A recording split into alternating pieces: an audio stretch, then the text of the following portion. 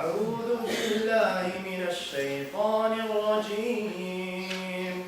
بسم الله الرحمن الرحيم. والضحى والليل إذا سجى ما ودعك ربك وما قلى وللآخرة خير لك من الأولى ولسوف يعطيك ربك فترضى ألم يجدك يتيما فآوى ووجدك ضالا فهدى ووجدك عائلا فأغنى فأما اليتيم فلا تقهر وأما السائل فلا تنهر وأما بنعمة ربك فحدث. صدق الله العظيم.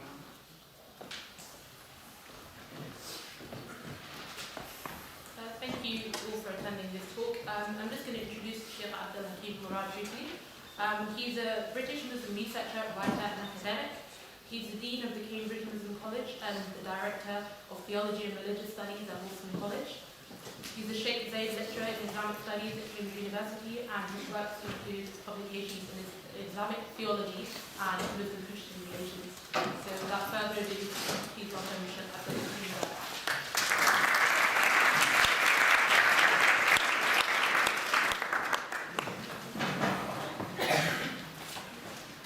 We've been at tedious lectures all day long, so I'm going to change the atmosphere slightly by sitting down rather than thundering from behind a lectern. I gather there's no mic, so if you're hard of hearing, I guess you young folks aren't, but now's the time to kind of snuggle forward if the volume is not reaching you, so sorry about that. Do I need to plug this in? You're all set. Okay. Bismillah, alhamdulillah, wassalatu wassalamu ala rasulillah wa alihi wa sahbihi wa man wala. This is going to be rather an informal exploration of some of the obvious but sometimes also tricky questions related to not so much the pursuit of happiness as such, but the conception of happiness, how we define it. We might think it's the most obvious thing. We know when we're happy, we know when we're not happy, but when we come to offer a definition, even if we carefully and wisely avoid attempts to capture such a slippery concept in academic jargon, we often find that it turns out to be one of those things that are so intimately connected to what we are that it is veiled by the mysterious fact of human selfhood itself, that aspect of the universe that is proving most difficult for philosophers, scientists, theologians and others really to account for. It is a state not of the body or of the material world ultimately, but is a state of the soul. I might even have to use that word, and as such partakes of and reflects and even magnifies the mysteries of that most essential but profound, difficult, enigmatic, paradoxical, willful, defiant part of human subjectivity.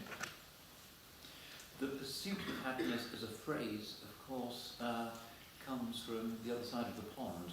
It's not necessarily always, in every case, a bad thing, but it is from the American Declaration of Independence. That's probably where the expression originated, as far as I know. That's what Americans, and by extension, all those who plod along in their footsteps, whether it be following American movies with their particular conception of how human happiness and fulfillment ensues, or the American economic vision, sort of free market, libertarian, sort of turbo-capitalistic free market economics as a way of maximising human happiness according to some utilitarian calculus, or other ways of defining what it is to be fully occupying the potential happiness spaces of our inner lives. Very often global culture tends to be dominated by a specifically American understanding of what that is. That, of course, enshrines a certain paradox, which is the traditional place to start when talking about this category. Western philosophy set itself 2.5 millennia ago certain problems to resolve, and it's probably true that it's a sobering reality that almost all of those problems continue to be problems that haven't been resolved. But the question of happiness is something that Aristotle thought that he had defined in a rather unusual way, where he says that all other human qualities and virtues and states exist and are sought out, are pursued for the sake of something else, whether it be courage or desire or wealth or health. We want these things not because of what they are in themselves, but because of something else that they lead to. The exception is happiness, because we don't seek happiness because of something else that it can then lead us on to. We seek happiness just for itself.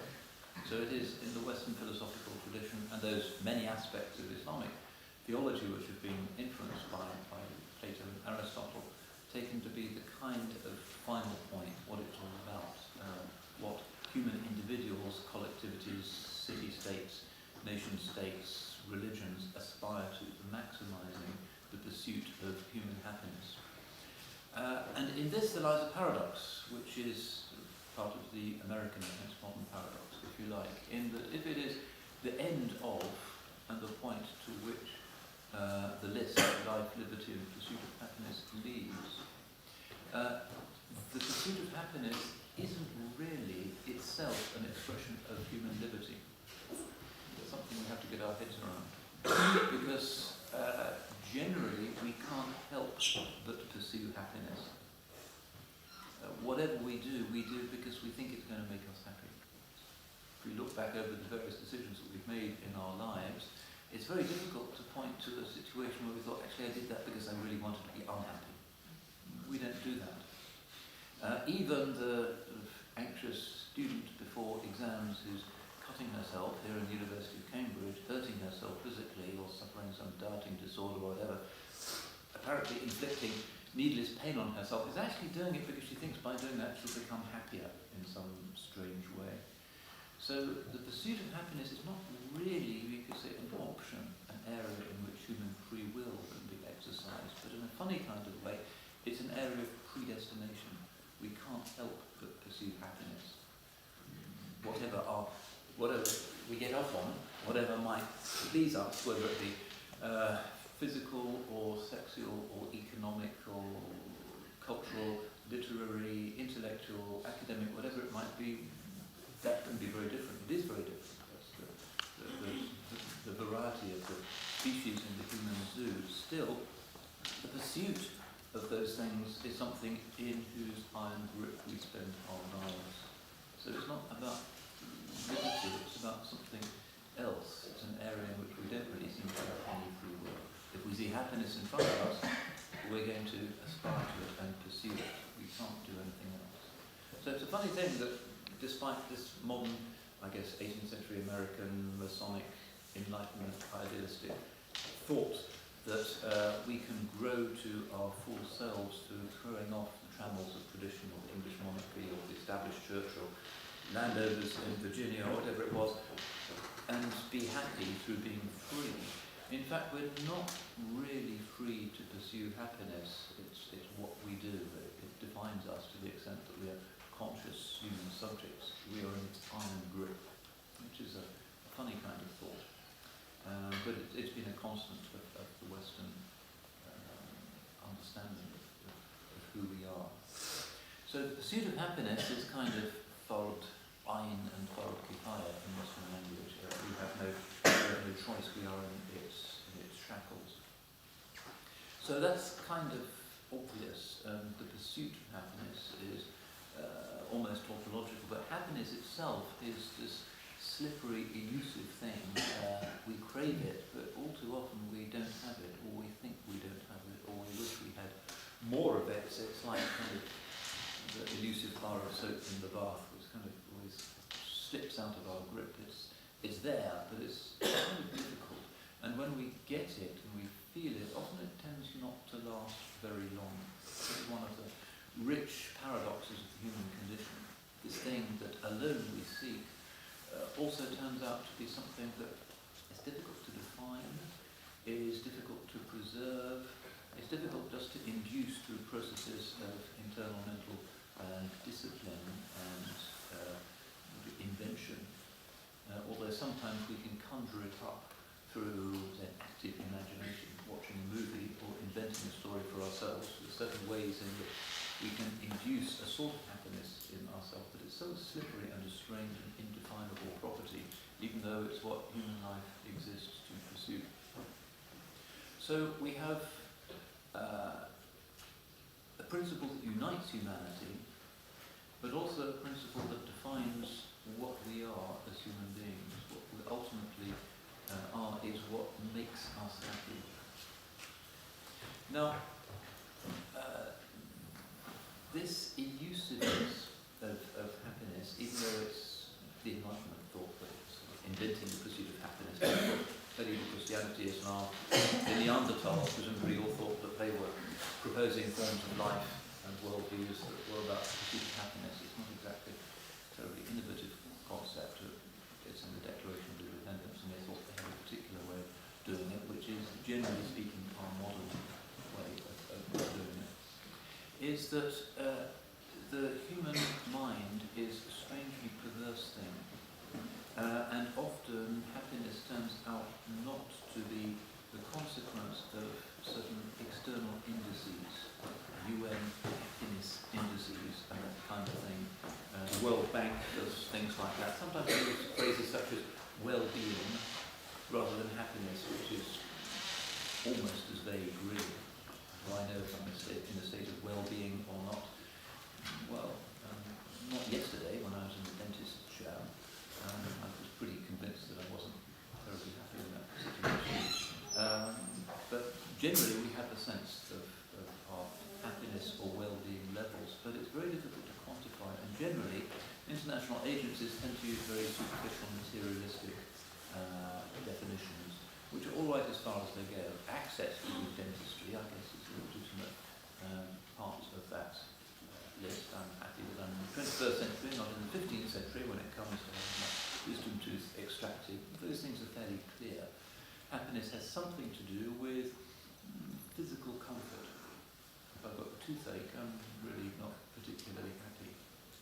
So we can start to begin our exploration by talking about the thing that we do share, which is the human body as a species. We're united by having a relatively contiguous type of physiology.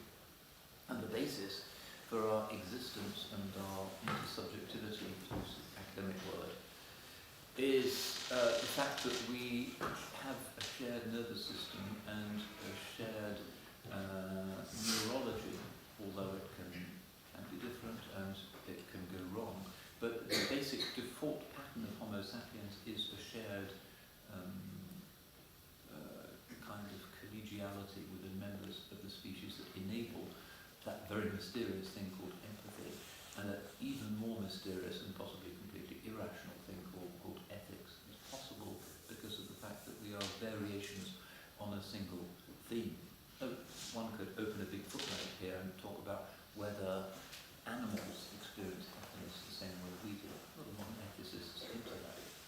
I would say, probably observing my cat, it's pretty clear that much of the time he's pretty happy. He likes to sleep, he likes to eat, doesn't do a whole lot of other things, but he purrs, and I assume that's a sign that he's relatively pleased. So physiologically, to the extent that we have certain instinctual qualities, and that we are programmed neurologically to trigger certain sort of dopamine receptors, serotonin release in human metabolism that produce pleasurable sensations, and neurologists are aware in a very broad brush way of how this works. There's a certain physiological dimension to human happiness. That's again a fairly obvious thing, and usually these international indices do tend to talk about things that are really about physical comfort, so access to clean drinking water, access to reproductive health, access to good dentists. It tends to be on that level. But does that do justice to the fact that I observe every time I go to sub-Saharan Africa, which is that when I'm sort of wandering around in Mali or in Senegal, my no doubt very superficial judgment of the people in the villages there suggests that they're all pretty happy, at least they're smiling all the time, even though they haven't got anything. They've got no telephones, no was there was just one cafe where you could get a dial-up internet connection. Imagine how happy a Cambridge student would be without Wi-Fi, but they got nothing in Timbuktu. But people seem to be really kind of, to my superficial outsider's touristic gaze, pretty happy in that they're smiling, and the women who are grinding the grain and the men who are looking after the goats, they kind of look pretty serene and happy to me. And then I get back to Terminal 4 and I ride the Piccadilly line and everybody's looking really kind of as if they're just amazing academics. Nobody's talking to each other. Senegalese, that's amazing. You sit down next to a stranger, 40 minutes on the train just reading the adverts again and again. Don't talk to the guy next to you. That's really strange. And people who come from those societies to our society think, God, has everybody just suffered a bereavement or what? Why is everybody dressed in black for a start? Is it kind of the official colour of atheism? Why is everybody kind of black and dark? In Africa we like our reds and our yellows. Muslim, Christian, whatever, pagan, they're cheerful. That very, very superficial judgment, but it suggests that the simple kind of UN Development Index, that to be happy you have to have access to decent dentists and Wi-Fi and whatever else it is that the bankers behind their desk have conceived of as being the basis of happiness, really quite obviously in a cliched written way. It's not the whole story, or even most of the story. Something else is going on. So again, to stick with the science, because it's kind of a relatively hard place before we jump off into more subjective or deeper judgment. It turns out that genetics have a lot to do with it. That people who by most measurements exhibit signs of internal happiness or contentment with their situation in the world, about 50% of that, for many geneticists, comes from your DNA, the genetic shuffle. Some people are just naturally sunny and cheerful, other people are just kind of really depressive and dark, and it's just part of their misage, as we used to say in Islamic civilization, where things were dictated by a certain humoral medicine, which was kind of almost a form of predestination. If you had a kind of predominance of black bile, humour, in your system, Islamic medicine derived a lot from Greek humoral medicine. It was assumed that that was what was prevalent in you. You had a kind of melancholic temperament, you had a choleric temperament. There were 4 basic humours, and it was assumed that's just the way it was. And you could do things about it. You could find ways of making yourself happier, and there were even medicines, even probably certain herbal remedies that do actually help. Whatever we might make of a sort of full humoral system of medicine, certain herbal remedies do help. And I'm not just talking about sort of soft drugs, I'm talking about things that are legal highs, which are abundantly present in traditional cultures. That can give you a lift and can do things to your serotonin levels, and it's clinically measured.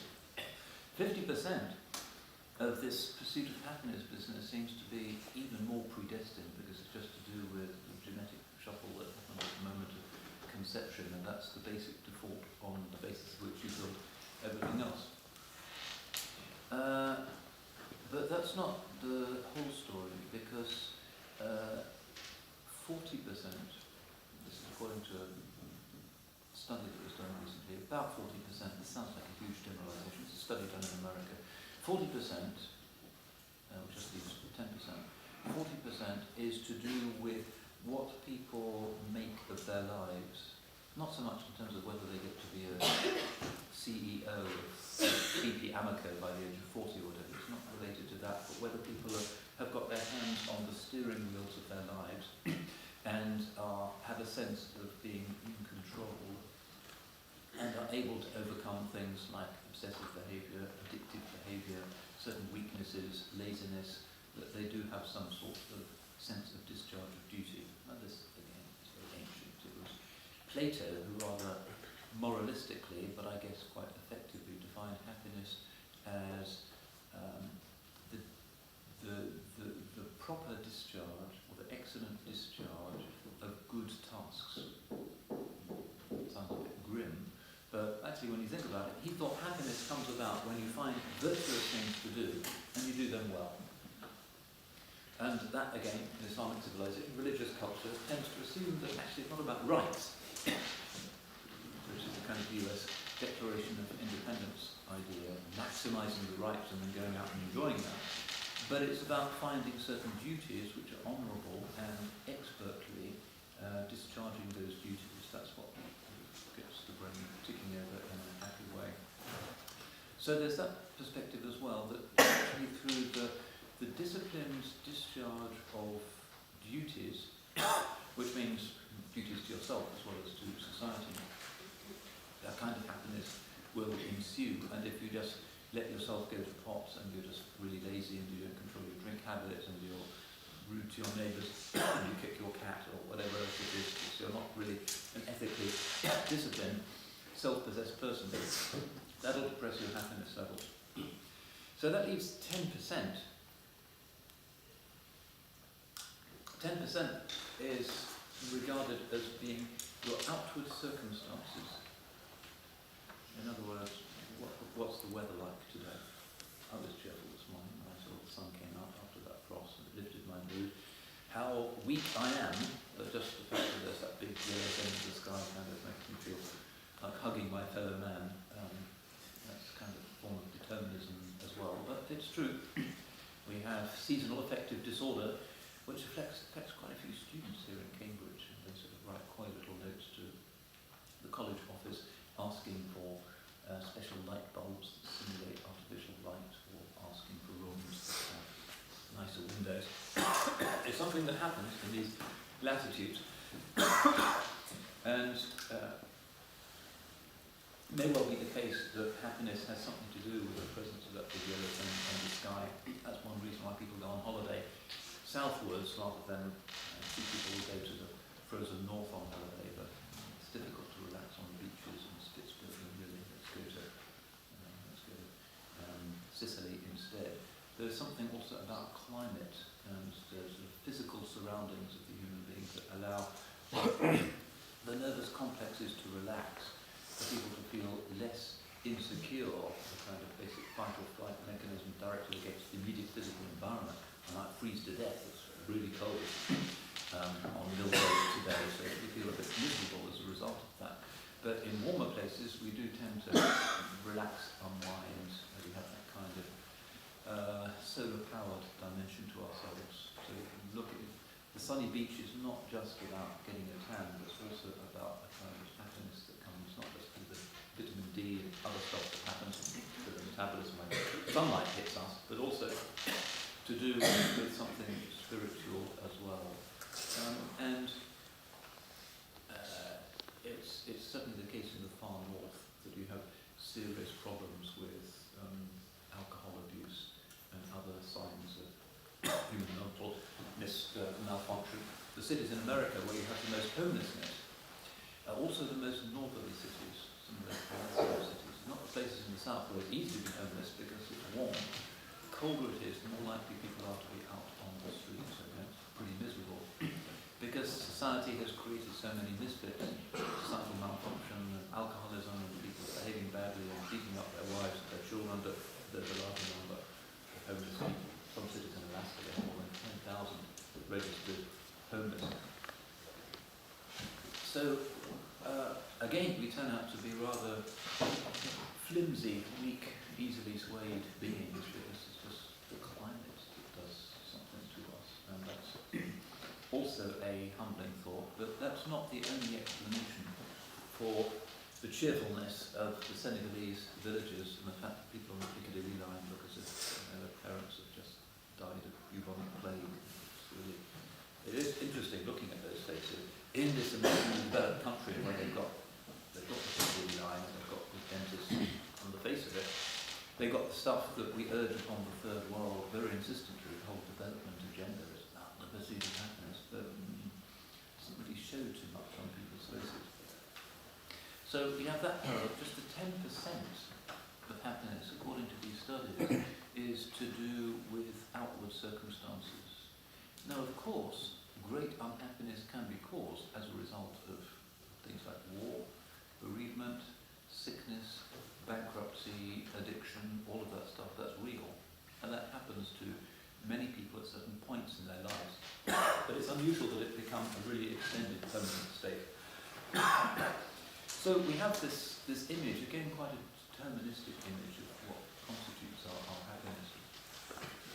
So that's a kind of broad brush image, and of course it comes home to roost right here in Cambridge. Travel anywhere in the third world and you find that aspirational parents, their greatest dream, their summum bonum, their ultimate idea of happiness is for their sons and daughters to come here to Cambridge. Whether it be in Malaysia, where I was last week, and Cambridge, that's going to heaven. Little do they know. Across the third world, there's this idea that you'd be really happy to send your if you're in Senegal, maybe to Sorbonne, if it's in Egypt or part of the former English sphere, it's likely to be Oxford and Cambridge. The reality here is much more complicated. As many of you will be aware, the counselling service has just taken on yet another staff member. We have 21% of Cambridge students diagnosed with depression, mild anxiety and occasional fits of the blues after a party, but clinical depression, it's quite a high proportion. Murray Edwards College, apparently over 30% of students at various points have engaged in forms of self-harm. Well, there's things that are not right in the student body, even though this is the kind of Praetorian Guard, the elite, the Elysian fields of the whole global pedagogic pyramid. Doesn't get much better in terms of achievement and status and comfort, happiness. Even the colleges now have central heating. 30 years ago, it wasn't so common. But it's not a bad deal, but still a lot of anxiety, a lot of depression, higher than average rates of quite significant mental illness. And the problems go on, and we're not really sure where it's going to go or what the reasons are. I was chair of examiners in my faculty recently. One of the things we talked about is student stress before exams. And there's no real consensus on how bad it's likely to get before the whole system of traditional stressful 3-hour scribbling against the clock really has to be abolished, because it causes too much pressure, inhuman pressure on students, and the complainer, I think they're probably right to complain, which is a very severe and also rather crude measure of the student's ability, but it's what we've got at the moment. But also the question of why it is that an increasing number of students seem to be unhappy. And there's some conventional nostrums, which is that they come from less stable homes. Remember that American woman, I forget her name, Wurzfeld, is it? Patricia Wurzfeld, who wrote a book called Prozac Nation, which is about her own experience of depression and sort of inward brokenness.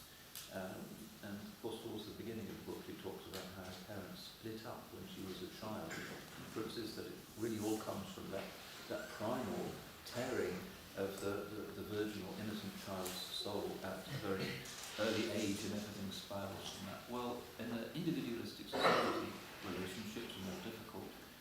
Rights are taken more seriously than duties. The idea of making major sacrifices for the sake of honour of a family.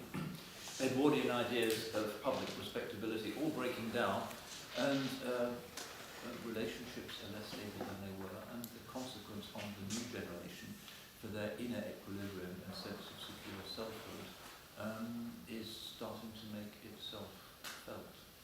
Not clear who's exactly to blame. Students aren't to blame. They're not exactly choosing. Parents, not much can be done about that. But one of the paradoxes about the, again, American model of individualism and the individual pursuit of happiness is that human beings as a kind of species are really programmed to be collective social animals, not to be individuals.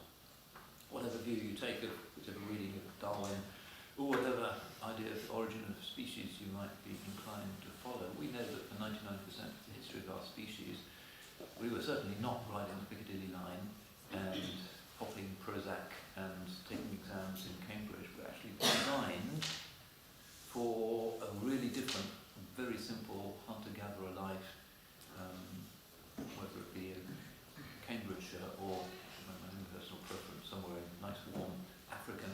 grasslands. That's what we are really. That's what we're supposed to be, and we're now in a very unnatural and strange artificial environment, like rats taken out of natural habitat for rats and kept in a laboratory, and the natural circadian rhythms interrupted through artificial light and messing them up in various ways until they start to exhibit forms of dysfunction and malfunction.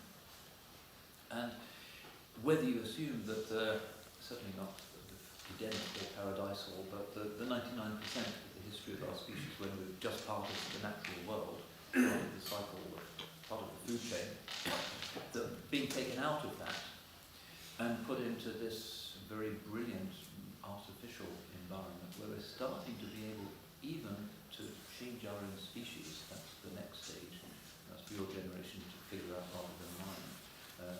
Transhumanism, trying to sort out the apparent defects in what we are through genetic manipulation. It's going to be a huge temptation, I suspect it's probably going to happen. And ultimately they determine that happiness is just to do with dopamine receptors or whatever it is in the increasingly well understood human brain. Maybe the problem of happiness will be abolished by the geneticists as well, and we'll just get rid of that proportion of humanity that is just naturally a bit blue and depressive.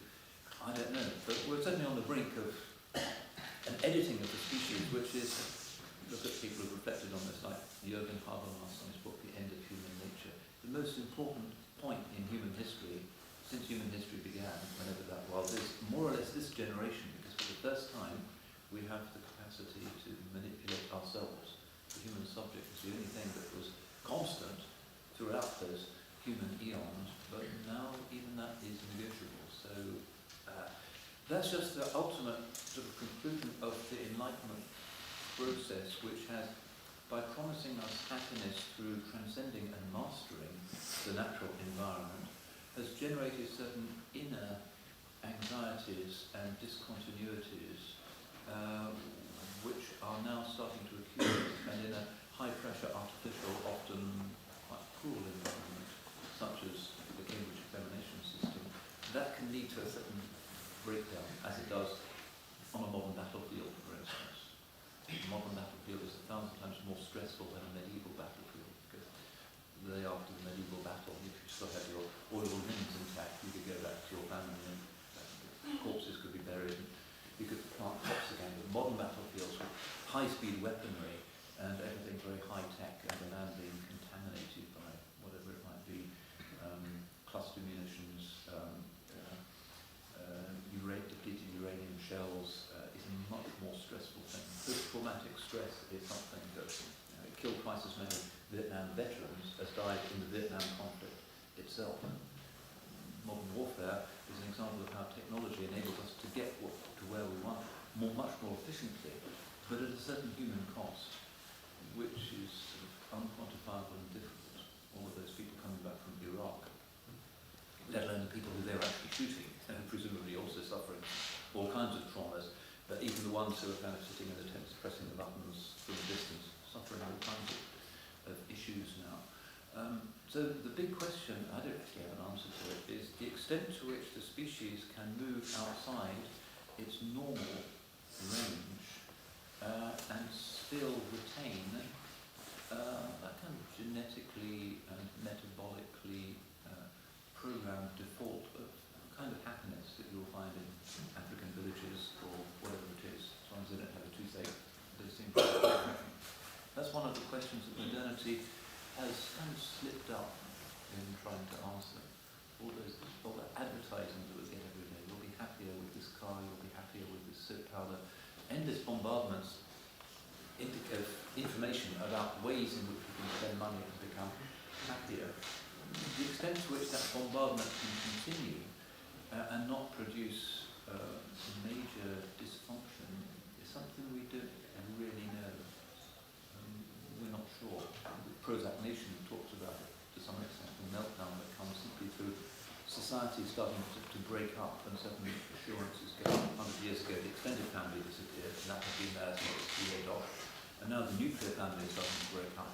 And now even fundamental categories which gave them a sense of assurance in their identity, such as gender, sexuality, nationhood, religion, neighbourhood. All of those things are kind of increasingly contested categories. And individualism means that we are all confronted with an increasing range of choices. I mean, I could go along to my GP tomorrow and say that I think I need gender reassignment surgery. I think I ought to be Hakima, not Abdal Hakim. And the NHS will pay for the whole thing, just on the basis of sort of some deep-rooted anxiety or conviction within myself. Just the possibility of that tends to dislodge us and make certain certainties which led to a certain human sense of security no longer quite so clear. And a lot of people are reacting quite badly against that. But there's so many possibilities that the old certainties, I know which class I belong to. My grandfather ate porridge for breakfast, so I'm going to eat porridge for breakfast. And my grandfather listened to Vaughan Williams, I'm going to listen to Vaughan Williams. I'm English, I'm boring, middle class, we have the empire, all of those certainties. I'm male and I know what that means. That's all fragmented and disappearing. And it's not just a religious diagnosis that says that people need to have their own home turf, their own habitat, their own authenticity, their own place to which they belong, in order to experience normal forms of human security and happiness. If that's taken away, so you're British, but we're not really going to tell you what that means any longer. Like this government demand to be Muslim and British. Cameron keeps talking about British Islam. Well, that's not a Sharia violation in itself. I don't see a hadith that says thou shalt not have a British Islam, but please, Mr. Cameron, explain what you mean by Britishness. Do you have to go to the Bullingdon Club and go to Eton and do all of that? Presumably it doesn't mean that. So you can actually, if you click through on the Home Office website, you get to a kind of holy of holies where you define what it is to be British. So on the .gov website. And there's just a couple of things there. And it's about respect for the rule of law and human rights and equality. That's it. After the whole national story going back to the Roman invasion and Richard the Lionheart and Shakespeare and Dickens, that's all they have left to tell us. That's what it is to be British. Well, presumably the Japanese government website also believes in human equality and opportunity, human rights and those things. Fine. But is that all it is to be Japanese? That's quite interesting, that these fundamental components of a sense of human self-worth, belongingness, fidelity to an ancestral story, belonging to a tribal narrative, very ancient human things, just atomized by, in the last 2 or 3 generations, just the last 2 generations. My father certainly knew what it was to be part of the British narrative and had memorized English poetry, and he certainly felt that, but the time when you could recognize an English car by looking at it, or recognize an English way of dressing, modernity has abolished all of that in the name of liberty and pursuit of happiness, so we can all define Britishness any way we want, just as we can define our own sexuality and define our own sexual identity. And in some parts of the world, if you log on to Facebook and you open an account, you have a choice of 50 different genders. Wow. Next year, maybe 100 different genders, and it goes on, and sometimes there are reasons for those expansions, but it also makes it kind of hard for us to find a secure place. Human beings, by and large, do need, like my cat, places to curl up and go to sleep and feel completely safe and comfortable. The modern world isn't really very good at giving us places like that. Instead, it gives us this amazing range of different opportunities with a billion websites to look at, and you can find anything out there. Define yourself just a couple of clicks away. If you want to find a website of the transgender, Zoroastrian, Everton supporters, wonderful. You can probably find it. It's there. And the opening of this cornucopia of options clearly enriches us because the older way was limited, but it also dislodges us from a sense of certainty about self and narrative, just to have those possibilities out there. And that may be one reason why those passengers on Piccadilly Piccadilly line, with all of those options and with a great passport and possibility of booking any holiday they want at the end of the year, kind of looking really dismal. So we're in this strange situation which indicates that happiness is a more elusive quality than the founding fathers thought it was going to be. And this is finally where we get to the sort of religious broad bit of this talk, which is that if we've already established that we all want happiness, and we can't escape that, even mind that wants happiness, that's what human beings do. Religion has been reached for historically by human beings for exactly the same reason, because they think it will make them happy. And there are actually very strong indications that by and large that's what it does do. Now, of course, there are aberrant, extreme fundamentalist, perverse, vicious forms of religion that spread a lot of misery, cognitive dissonance, wounds to the soul. That happens. But that's not the mainstream of the world religions, and it's only a kind of Harris Dawkins oversimplification that says that's really real religion, and mainstream religion is some kind of domesticated inauthenticity. That's really not fair. Indications are, for instance, that one of the things that leads to human happiness is the practice of ritual. And ritual chanting in particular has all kinds of positive effects. I think it's the prefrontal left cortex of the brain or something like that. You medics can immediately correct me, but that's my recollection. That is actually stimulated and produces a sensation of happiness through the practice of ritual. This again seems to connect us to a kind of primordial human ancientness when human ritual forms of religion are as old as the species. Predates everything in the University of Cambridge, apart maybe from evensong, kind of latter-day representation of that. But we really need ritual. We need recurrent movements, prayers, invocations, chants. We need to use our voices. We need to use the fullness of ourselves as part of some collective affirmation of there being something beyond the simple life of the tribe. Durkheim has things to say about that, but the neuroscientists have more to say about it because it's actually been demonstrated. We need to sing, we need to chant, we need to go through some kind of regular ritual, and it also seems to be the case that where that ritual is related to certain cosmological cycles, it also is particularly effective. And this again reflects the fact that for 99% of the human species, what we noticed was the sun going up, the sun going down, the seasons, the phases of the moon, those cyclical aspects, the coming and going of the forms of nature. So a form of ritual that relates to that is going to be particularly effective. So this is where obviously the sunnah of Islam comes in, because that's exactly the basic thing that Muslims do. So the sun comes up somewhere in the frosty fog behind King's College Chapel, and the other students are maybe still sleeping, and the Muslim students kind of get up and put hot water on and pray. And by doing that nowadays utterly countercultural act, they are reconnecting to something that actually profoundly normatively human, which is to recognise that the rising of the sun and the rolling of the planet beneath our feet are something to which we respond, to circadian rhythms. We are connected to that thing. I'm still a bit jet lagged. I was in Malaysia last week, so I'm going to start logging out shortly. But we are connected to that in a very fundamental way. And the spirit, in ways that it's going to be hard to define, relates to that and wishes to commemorate it and to feel part of it.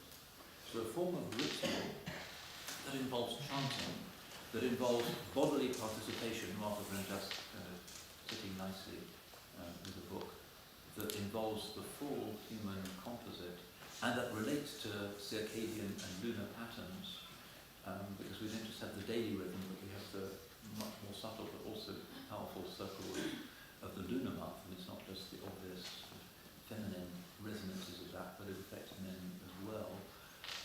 So month of Ramadan, the Hajj, the lunar calendar, there was something about these practices of the Islamic tradition which really reconnect us to a normative ancient human modality. And we should take seriously that sensation which we have when, after, say, the Maghrib prayer is over, there's a certain release, a certain sense of calm, of completeness, and that amazing sensation you get where you enter the mosque and it's still light, and you leave the mosque and it's dark, and the prayer has been exactly the cosmically appropriate commemoration of that amazing moment, and a profound sense of being part of the cosmos and hence at ease. We need to feel part of the natural world, part of the material world, because that's what we are, that's our stuff that we've been created to participate in, and there's a great healing in that.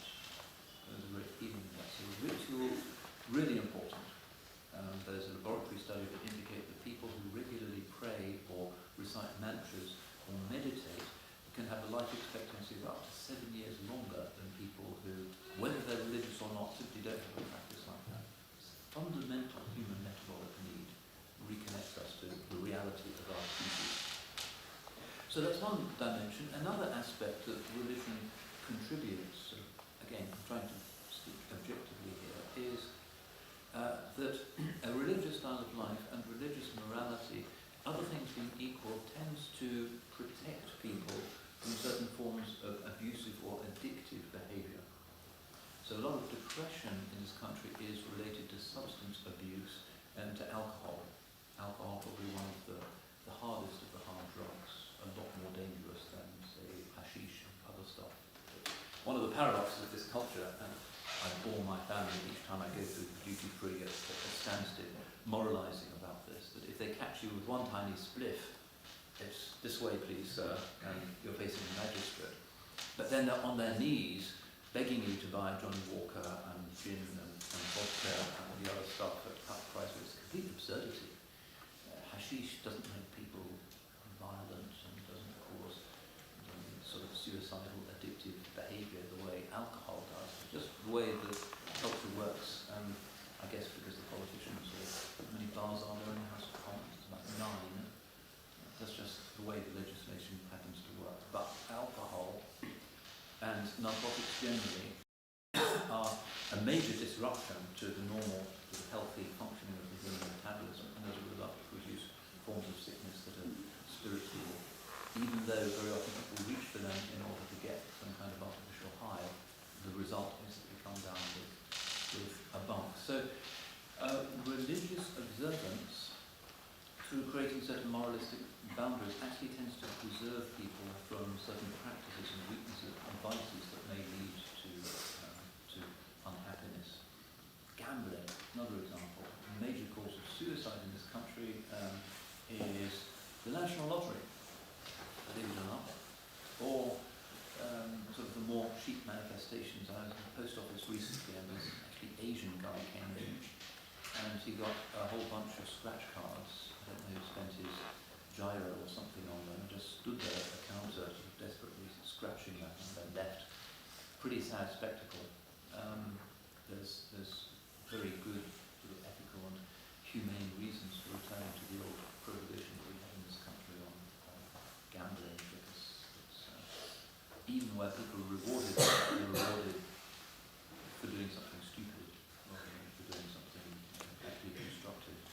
It is a great evil and leads to a lot of suicidal, depressive, dissonant states. So if you're part of a religion that says that's a sin, you receive, not infallible, but pretty strong protection from that kind of thing. Similarly with illicit relationships, similarly with wild, irresponsible forms of sexuality. But sexuality is also another issue, because a lot of human happiness and unhappiness is caught up with that. A religious style that actually allows a celebratory attitude to the body and its normal, natural reproductive functions is really essential if you're going to have a culture where there is a high level of happiness. And celibacy, monastic traditions, which exist in certain religions, do have a certain effect on the functions of the brain and some obvious bodily retardations that are very unfortunate and certainly lead to abusive behaviour, hypocritical behaviour, or where people are able to hold their horses simply to a kind of loneliness and depression. So that's another example of the fact that if we go away from what is our normal biological pattern, the chances of our unhappiness is likely to increase. So if you're looking at the menu of world religions and looking for something that helps you to pursue happiness, a religion that is really anti-eros is not going to be very high on the list of choices, because the ancient Romans said that eros is the only god who can't really be disobeyed. If you disobey him in one way, he'll get you some other way. So just make sure you've got some kind of halal outfit, otherwise watch out. So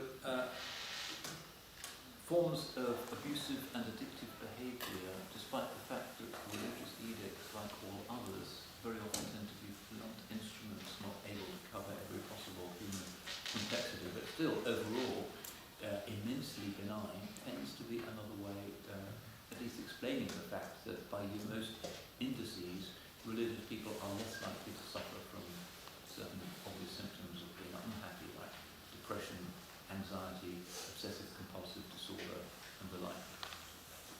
The exception tends to be, and you notice this, say, in Muslim communities, with questions of cognitive dissonance. Human beings tend to be happy when they inhabit a single cognitive framework, where they are simultaneously affirming two rather different sets of values, all kinds of negativity can ensue. And one does find with a lot of Muslims nowadays that sometimes there is a framework for understanding reality and behaving within it that is adopted, say, with mum and dad at home, but a rather different framework that prevails when they're at school or at work or with friends, and that's actually not good for the brain and for the soul. We are designed to be integrated, non-dissonant entities, and to have two clashing different codes. So at home, female visitor, very proper and prim, revert your gaze and all of that traditional stuff. But when there's a girl sitting next to you in the lecture room or in the lab, you're kind of chilled and it's all fine. That's actually not a healthy situation to be in. But it's difficult for students from a minority culture to avoid that to some extent, because you have to function in both worlds with some kind of naturalness.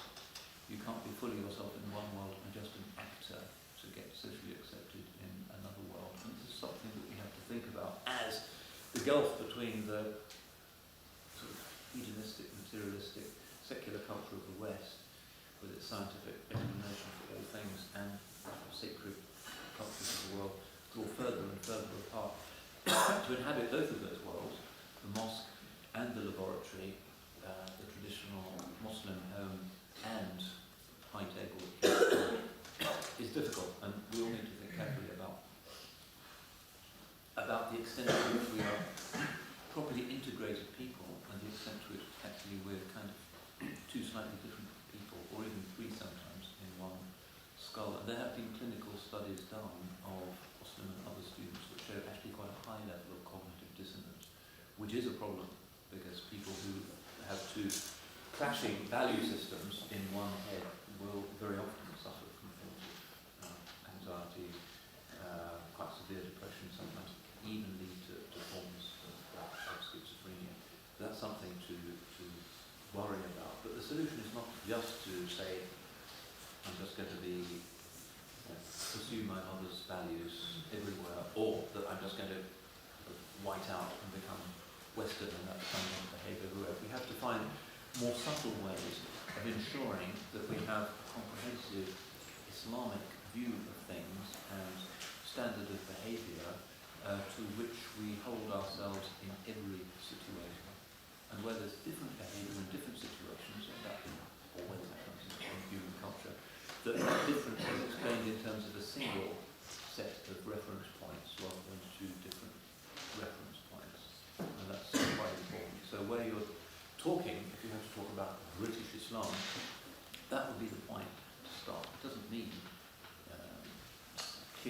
those boxes on the Home Office website. Nothing to do with that. It's got more to do with a kind of art of life, a style of being stylishly British but Islamically different in a way that is the consequence of an integrated personality rather than two different souls inhabiting a single head.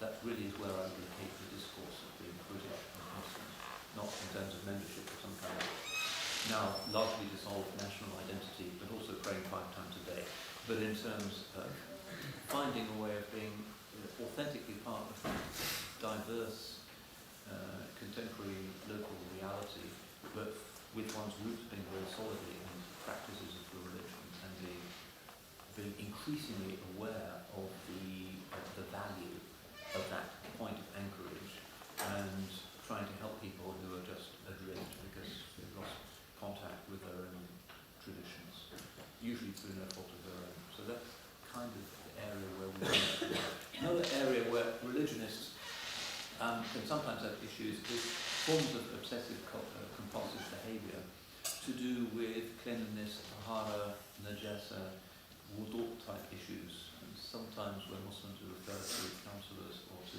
psychiatric help, it's to do with certain obsessive anxieties to do with forms of ritual purity, which should be ruled out if you understand the hadith correctly and ways of dealing with that. It shouldn't be a problem, but sometimes still there can be something that can lead to where ritual should be a healing. It can sometimes also be a sort of anxiety. In certain cases, they're unusual. But for instance, in Egypt, the whole panoply of mental illness is very, very different to what it is in England. And one of the most commonly reported things there is not actually depression. Depression is much lower there, or sort of manic forms of depression, but things like obsessive compulsive disorder more common than they are here. So that's worth thinking about. So where this has all taken us, and I should go back soon, is to remind us of the inevitability of the pursuit of happiness, but also the complexity and difficulty of it. It is a very elusive thing. And even those who win the lottery, a few days later, anybody remember the name of the first national lottery winner in the UK? It was on the front pages of all the newspapers at the time. His name was Mohyiddin. Okay. Now, if you look at these people and you look at what happens to their relationships and so forth, after a year or two down the line, often the story is not an ideal one. So a few hours, maybe even a few minutes of complete euphoria, and then different kinds of anxieties. Whereas the taxman, when I pay off the mortgage, just that's the nature of human beings. We find our own happiness level, by and large, unless there's something very extreme that's happened.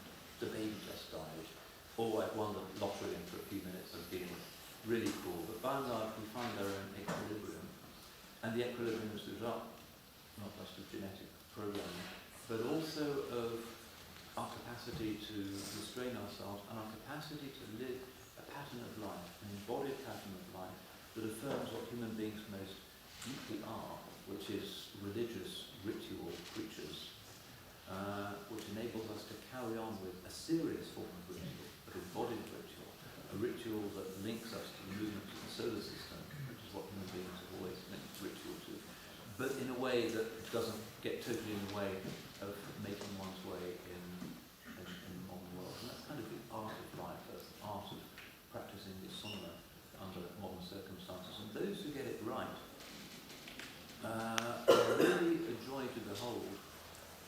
People who, in very difficult circumstances, read the autobiography of Malcolm X, for instance, and see how he was taken out of the horror of sort of crime and ganglands nightmare, and through his jailhouse conversion becomes somebody who was a real sort of leading light and a figure of hope for his group and a hero of the civil rights movement, because the religion enabled him to connect to his own humanity, enabled him to say no to the drugs and to the haram behaviour.